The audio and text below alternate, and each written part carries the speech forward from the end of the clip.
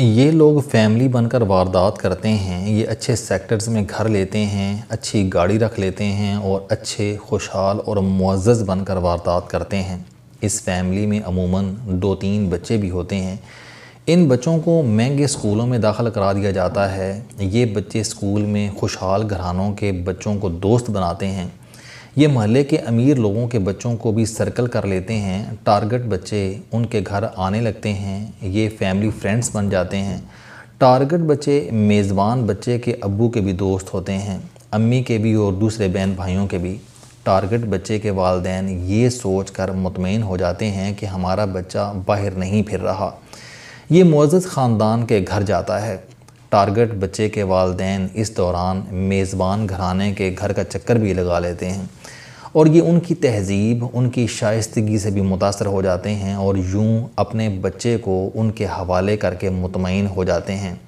ये मेज़बान टारगेट बच्चे और इनके वालिदैन पर अच्छा असर छोड़ने के लिए उसे बुराइयों से भी रोकते हैं, उसे गंदे दोस्तों से भी दूर रहने की नसीहतें भी करते हैं और टारगेट बच्चे के वालिदैन को भी बच्चे को अच्छा बनाने की टिप्स देते हैं और यूं टारगेट वालिदैन को अपनी अच्छाई, नेकी और नेक नियति का यकीन दिला देते हैं।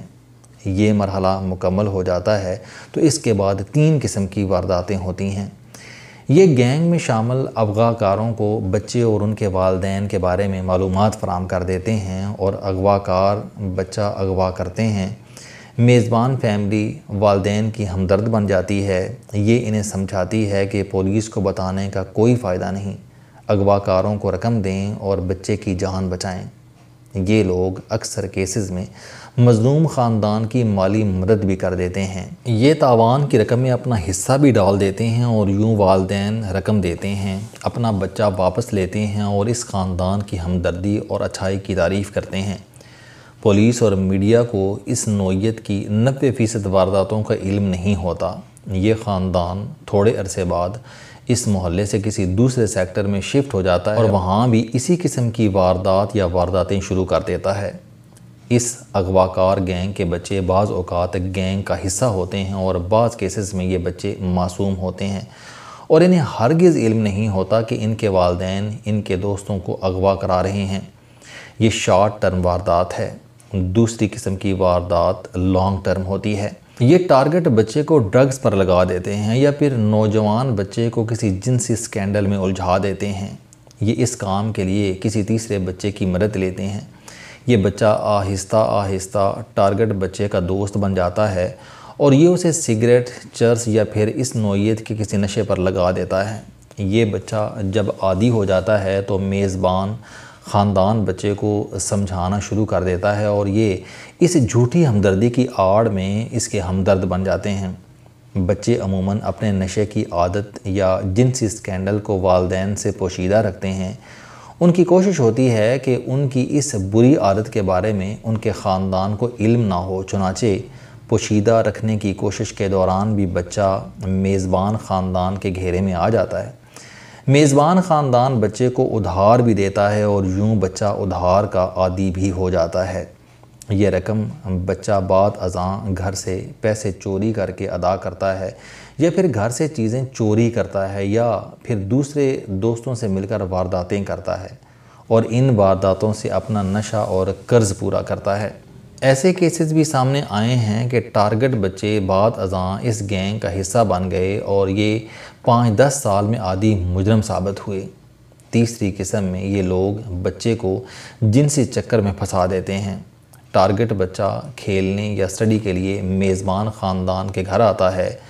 उस घर में कोई नौजवान लड़की भी आने लगती है। ये दोनों करीब हो जाते हैं और इनकी कुर्बत की तस्वीरें या फ़िल्म बना ली जाती है और यूं ये बच्चा उनके ट्रैप में आ जाता है और बरसों तक घर से पैसे चोरी करके मेज़बान ख़ानदान की मदद करता रहता है। ये ख़ुद को बचाने के लिए अक्सर औक़ात ये इम्प्रेशन भी देते हैं कि ये कोई और है जो बच्चे और उसके साथ इन्हें ब्लैकमेल कर रहा है और ये बच्चे की हमदर्दी में ख़ुद भी फंस गए हैं वगैरह वगैरह। यूं बच्चा इन्हें अपना असल हमदर्द समझ लेता है और ये लोग कई बरस तक ये खेल खेलते रहते हैं। इस दौरान बच्चा वालिदैन के हाथ से निकल जाता है और ये भी गैंग का हिस्सा बन जाता है। ये लोग इस वक्त गैंग्स की शक्ल में कराची, लाहौर और इस्लामाबाद में फैले हुए हैं।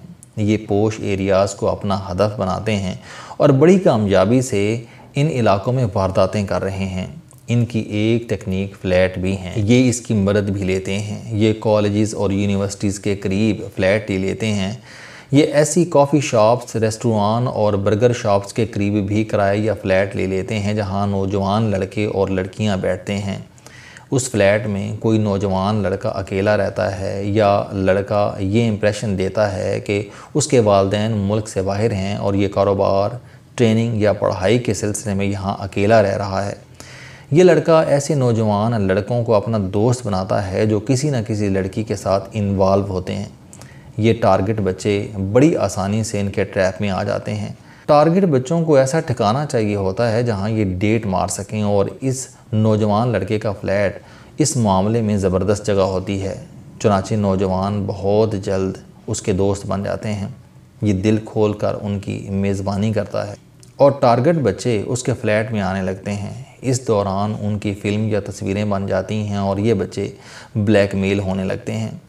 ये लोग बाद अज़ां उस लड़की को भी इस्तेमाल करते हैं। ये इन्हें अगले टारगेट्स को घेरने के लिए इस्तेमाल करते हैं। ये गैंग्स अपने घिनौने धंधे के लिए लड़कियों को भी इस्तेमाल करते हैं।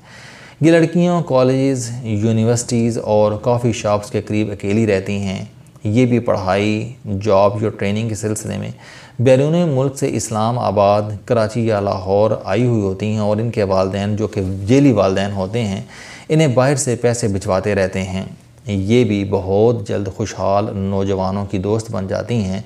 ये इन्हें अपने फ्लैट में लेकर जाती हैं और इसके बाद इनकी फ़िल्म भी बन जाती है या फिर ये भी अगवा हो जाते हैं और बच्चों और उनके वालिदैन को भारी तावान अदा करना पड़ता है। ये वारदातें इस वक्त मुल्क में कसरत से हो रही हैं। मेरे कई दोस्त और उनके बच्चे इन गैंग्स का शिकार हो चुके हैं और हो सकता है कि आप या आपका बच्चा इन लोगों का अगला टारगेट साबित हो। चुनाचे आंखें खुली रखें। आप अपने बच्चे को किसी सूरत किसी के घर ना जाने दें। अगर ज़रूरी हो तो ये देख लें कि ये लोग कहीं इस मोहल्ले या इस शहर में ताज़ा तो नहीं आए और इनके घर में ज़्यादा लोगों की आमदोरफ्त तो नहीं। आपका बच्चा अगर रोज़ाना तैयार होकर किसी दोस्त के घर जा रहा है तो भी आप मोहतात हो जाएं। आप अपने बच्चे को किसी ऐसे बच्चे का दोस्त भी ना बनने दें जो अकेला रह रहा हो। आपका बच्चा अगर अपने किसी ऐसे दोस्त का जिक्र करता है तो आप मोहतात हो जाइए। आप कभी अकेली रहने वाली खूबसूरत नौजवान लड़की के चक्कर में भी ना आएँ और ना ही अपने बच्चे को आने दें। आप अपने बच्चे के रवैये भी नोट करते रहें। आपका बच्चा अगर अचानक परेशान रहने लगे या आपसे ज़्यादा पैसों की डिमांड करने लगे या आपके घर से अचानक पैसे या कीमती चीज़ें गायब होने लगें या आपका बच्चा अपने जूते, कपड़े और लैपटॉप दोस्तों को इस्तेमाल के लिए देने लगे तो आप फ़ौरन मोहतात हो जाइए, क्योंकि ये रवैया बहरहाल नॉर्मल नहीं है।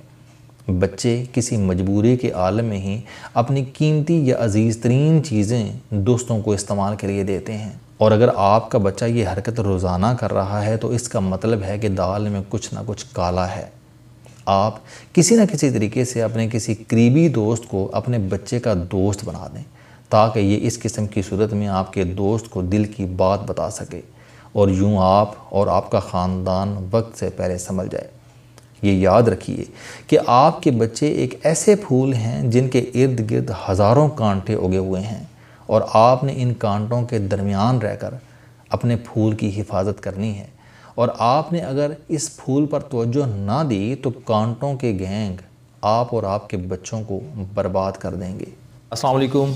आप स्टूडेंट हैं, कोई जॉब करते हैं, कारोबार करते हैं या फिर आप घरेलू ज़िंदगी गुजार रहे हैं। अगर आप अपनी ज़िंदगी को बदलना चाहते हैं तो इस चैनल इल्म दोस्ती पर आप ज़िंदगी में कामयाबी के लिए जावेद चौधरी साहब के मोटिवेशनल, सोशल, सेल्फ डिस्कवरी से रिलेटेड और सेहत से मुतल्लक बेशुमार कॉलम सुन सकते हैं।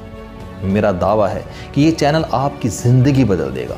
इस चैनल का मकसद अच्छी बातें माशरे में फैलाना है और अच्छी बात को दूसरों तक पहुँचाना सदका जारिया है।